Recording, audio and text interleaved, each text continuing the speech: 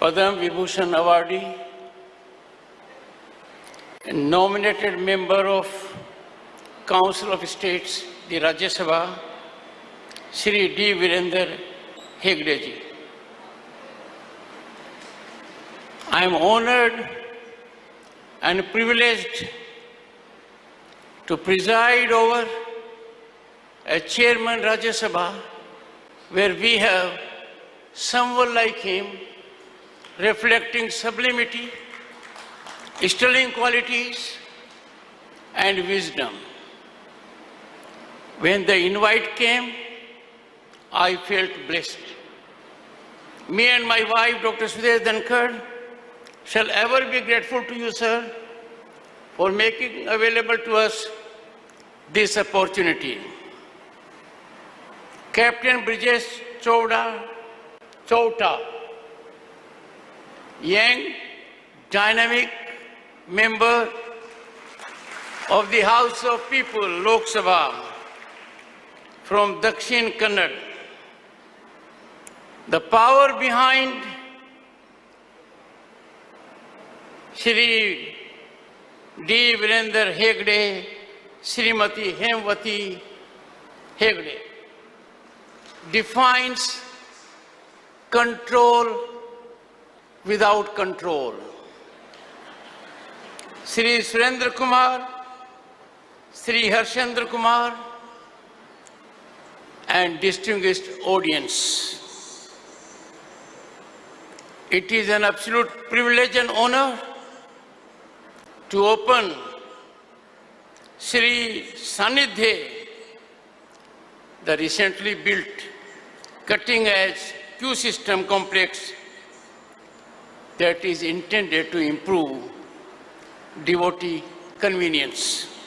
I commend Padam Shri Dr. Hegde for envisioning and then realizing the construction of a contemporary Q complex with wholesome object of enhancing the waiting experience for devotees seeking darshan of Sri Manjunath Swami, our God. Ladies and gentlemen, the outstanding feature of this complex is convenience for devotees and availing of technological advancements. India is a spiritual center of the world, and this place is a testament of it. Under the divine gaze of Bhagwan Sri Manjunath, there is reflection of religiosity, sublimity, harmony, and peace of mind. The divine feeling here is beyond expression. Millions throng to this place in search of solace, blessings, and a divine connection. The Sanidhya Q complex is beyond a physical structure. It is just not a building. It is a manifestation of our collective commitment to inclusivity, hospitality, and service.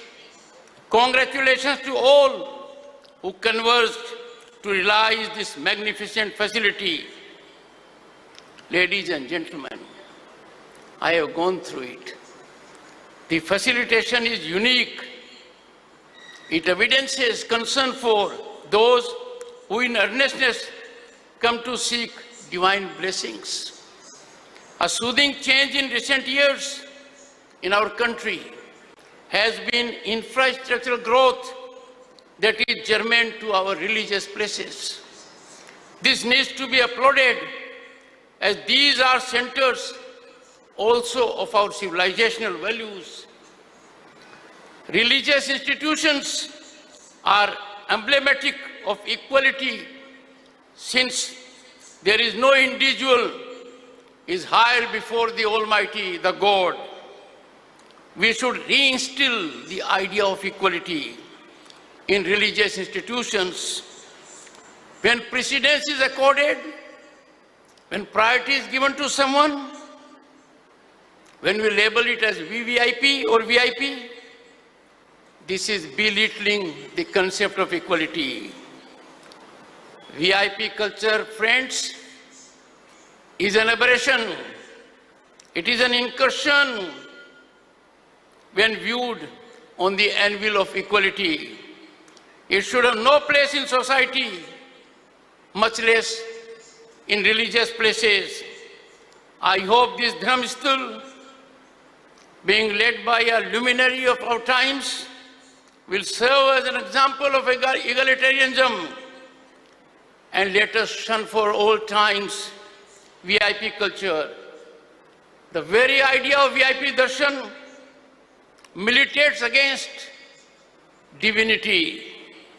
It should be dispensed with.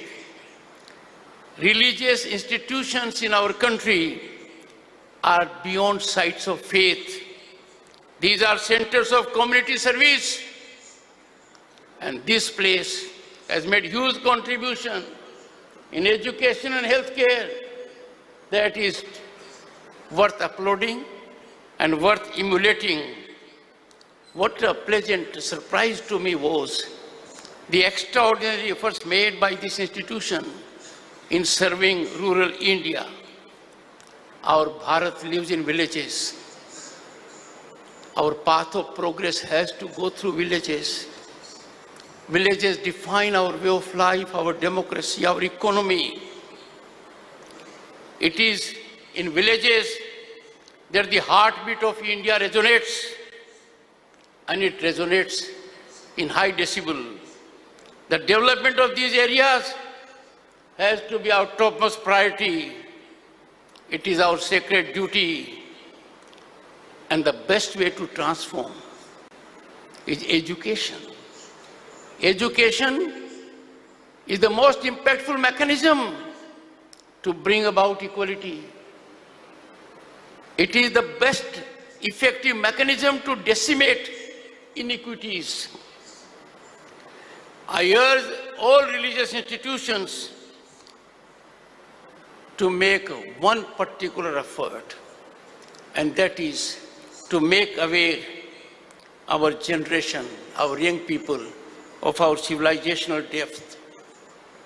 I am concerned on occasions that our young children and youth are not exposed to the virtuosity, the wisdom, the knowledge, the depth of our civilizational gold mine. These institutions can catalyze it. Without such an initiative, the inestimable heritage and relevance would be lost in contemporary times. Friends, the world is in turmoil, and in turmoil as never before. Undoubtedly, this is a moment when we see our economic upsurge, growth in infrastructure, deep technical, digital penetration that has strengthened the world. There are areas in which Bharat has emerged as a global leader, a role model for other nations. In such a scenario, in such a mechanism, imagine if this land of culture, a land of deep civilizational values, can we afford to lose our shine? We should be shining brighter given our development. When it comes to humanity's welfare, Vasudev Kutumbakam, we are a nation messenger of peace. We promote harmony, equality, tranquility. There is now urgent need in the country, ladies and gentlemen, to ensure, to think, to reflect on deep political divisiveness. Political climate in the country is a challenge as much as climate change. We have to work to harmonize it. We cannot ignore our long-term gains, commitment to nationalism for short-term gains. The political temperature in the country needs to be moderated by rational minds. All our stance has to be dictated and pivoted firmly by one consideration: goodness of the nation. We must strive to keep nation first in all situations, because this country, home to 1/6 of humanity, is nerve center, cultural center, spiritual center of the planet. There have been civilizations like us, Mesopotamia, there has been other civilizations in China also. But look at, we have survived. We are surviving. We are thriving. People flock to this country to seek solace, to seek wisdom, to gain knowledge, to discover divinity for themselves. I appeal to everyone in this country from this religious platform to give and accord due precedence, priority to expression and dialogue. Dialogue and expression, they define democracy. If our right of expression is curtailed, diminished, the best of an individual cannot come forward. But if we insist only on expression and do not believe in dialogue, if we believe only in expression and believe that we alone are right, we are being unfair to humanity, to the other person. Dialogue and expression have to go hand in hand. It is dialogue that makes us realize the importance of the other point of view. I therefore call upon everyone. A dialogue is the greatest reliever of any tension. A meaningful dialogue with positive approach can bring about solution to problems that are turning out to be very painful for our society. Democracy has no meaning unless people are able to express and engage in dialogue. I am a worried person. The most sanctified platform, the most authenticated platform in democracy for dialogue emanates from the people. The people elect their representatives to parliament and legislatures. It is bounden duty of public representatives to voice concerns of the people. They must offer solutions. They must work to realize aspirations of the people. But if those who are obligated, constitutionally mandated to engage in dialogue, engage in disruption, then things go wrong. Things go wrong for a very difficult situation, because there can be no vacuum in society. If parliamentarians and representatives of the people will not engage in their activity, the vacuum will be filled. People will agitate on the streets. People go in chaotic mode because they have to find expression of their problems. They have to look for their solutions. I therefore urge, wake up. We are cliffhanging as a parliamentary institution. We are very close to eclipsing. We are getting into irrelevant mode. Time for these temples of democracy to be vibrant, for expression of views, healthy dialogue, consensual approach that was reflected by Constituent Assembly in evolution of our Constitution. I call upon everyone who represents people to soul search, because we are in the last quarter of the century for celebration of our independence. We have set a target for a developed nation at 2047. It is no longer a dream, it is our object. It is achievable, but we all have to believe in our nation, in serving the nation, and rise above partisan approach when it comes to development or national welfare. I call upon the people, they have power of social media. I call upon youth, generate pressure on your representatives. Audit your representatives, because your watchdog positioning will account for success of democracy.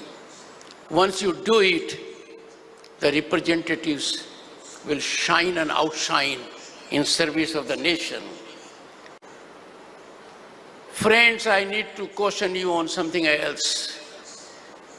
While India is rising as never before, global institutions are accolading us. Forces against India, forces inimical to our interests, forces that do not think well of us are conversing in one form or the other. They want to destabilize our institutions. They want to taint and tarnish our constitutional positions. They want to run down our progress story. We must neutralize these forces with total command, and that can be done when there is eternal vigilance. Eternal vigilance is the price of freedom we have to pay. And I therefore call upon everyone, individually and collectively, to serve the nation. Imagine in a country like ours, people challenge law enforcing authorities. They challenge public order. They come to streets if there is a court summon. Is it the way to function in a country that is Bharat? Can we allow people to be law unto themselves? Can we allow these people to be loose cannons in society? Anyone who challenges law and order and public order must be held accountable. How shameful it is for us, how painful for it is when we see public property being destroyed, public property being set on fire. Can we allow it? They are enemies of the nation. These people, these nefarious elements must be dealt in an exemplary manner. They must be brought to law. Their cases must be fast-tracked.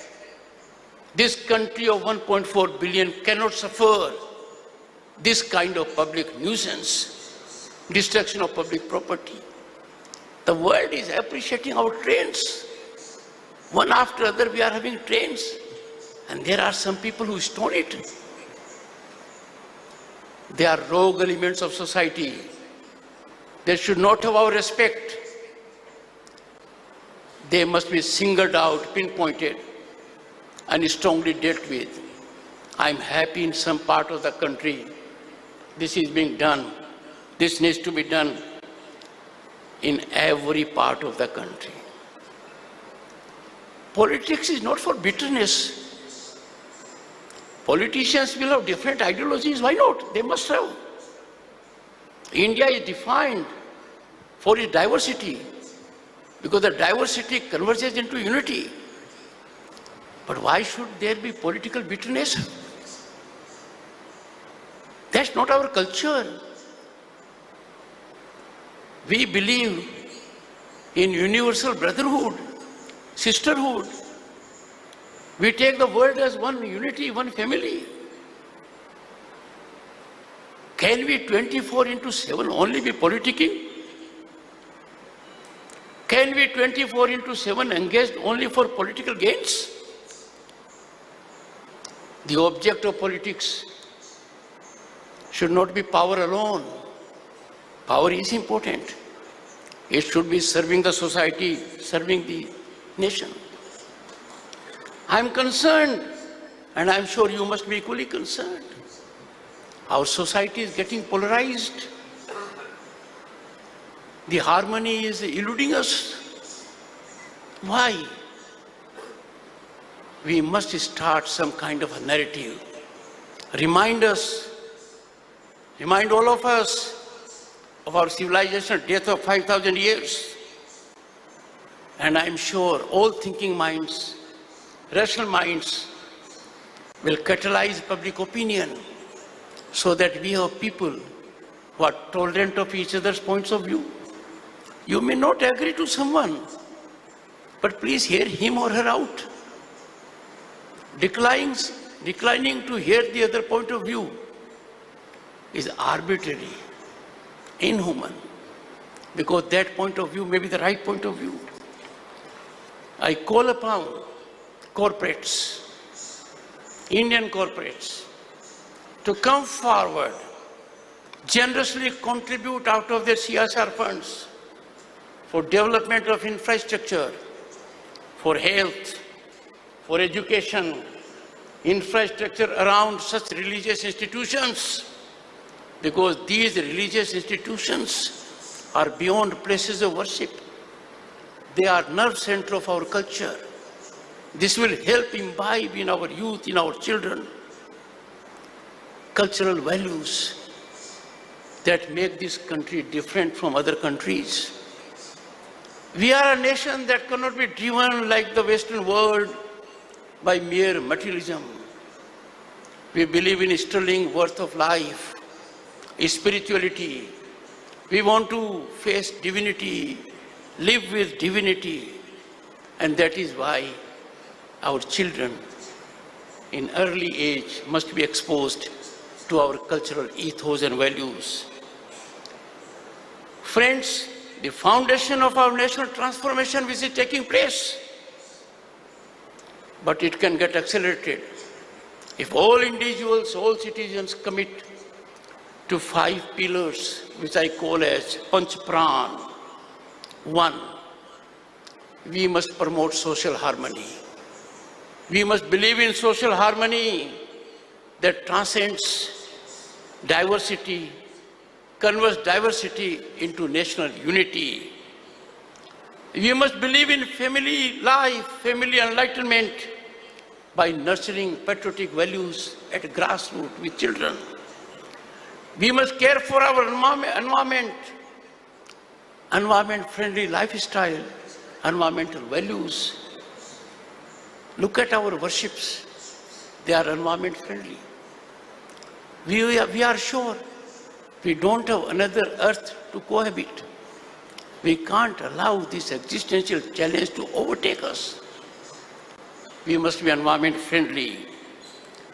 I call upon everyone in the country to believe in Savdeshi. Be vocal about local. That will promote employment. That will save precious foreign exchange. You must believe in it. And lastly, our Constitution gives us fundamental rights, but we must focus on fundamental duties. Our duties are sacred. They take nothing much. If you go through the fundamental duties, you will be inspired, motivated to follow them. मुझे कहने में कोई संकोच नहीं है. हमारे राष्ट्रीय परिवर्तन की नींव 5 शक्तिशाली स्तंभों पर टिकी हुई है. सामाजिक सद्भाव, इसका नतीजा क्या होगा? विविधता को राष्ट्रीय एकता में बदल देता है. जमीनी स्तर पर देशभक्ति के मूल्यों का पोषण कहाँ होता है? परिवार में होता है. इसकी शुरुआत कीजिए. भारत माता का सम्मान तब होगा जब हम पर्यावरण का संरक्षण करेंगे, सर्जन करेंगे, स्वदेशी को अपनाएंगे, तो आत्मनिर्भर भारत की नींव मजबूत होगी. हम आत्मनिर्भर बनेंगे. और यदि अगर हम नागरिक के कर्तव्य का निर्वहन करेंगे तो हम प्रगति के पथ प्रदर्शक बनेंगे। Ladies and gentlemen, I take from here a message that we must work for the nation. I take from here a message that every individual must be energized to put the nation before self. No consideration, individual, ideological, organizational, can override our national interests. I am extremely delighted and grateful to the Honorable Member of Parliament, Jagdeep, for making available to me such a divine experience. I wish your establishment, your bugs, and everyone good health and happiness in life. Thank you so much.